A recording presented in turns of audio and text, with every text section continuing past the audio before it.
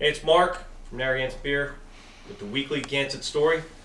This week it comes from Tom down on the Cape. Tom actually used to be a sales rep for Narragansett Beer back in the day, so this is a real special story.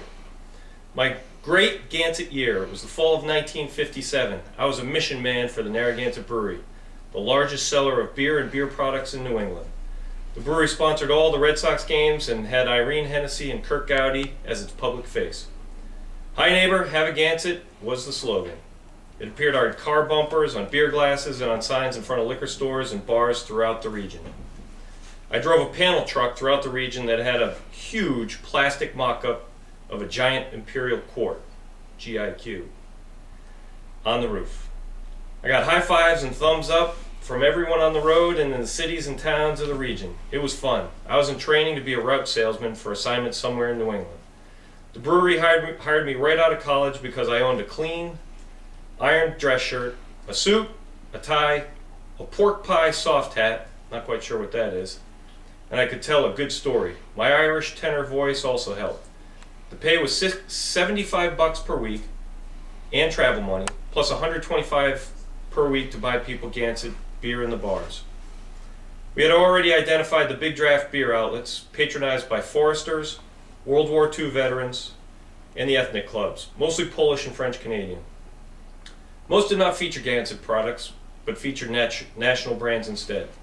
Our job was to promote Narragansett products in bars and package stores. Our strategy was simple.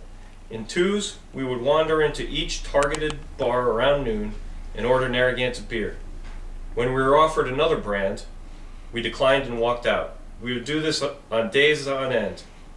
On other days, we'd go to big Narragansett customers and buy drinks all afternoon and evening. We'd sing harmony, tell stories, watch the Sox on TV, if the bar had TV, most had just radios, and work the town. We spent a lot of money buying free drinks for patrons. No whiskey, despite many pleas for shots and beers. Just our product. We would strategize with the local Narragansett salesman at the end of our week, outlining where we had been and which bars had no Gansett. Soon thereafter, I was transferred to Fairfield, Connecticut, and lost track of northern New England.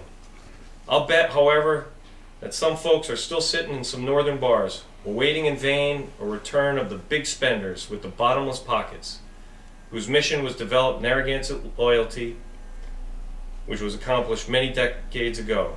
From Tom on Cape, hi neighbor, have another Gansett. Thanks Tom, thanks for your story. We couldn't agree more.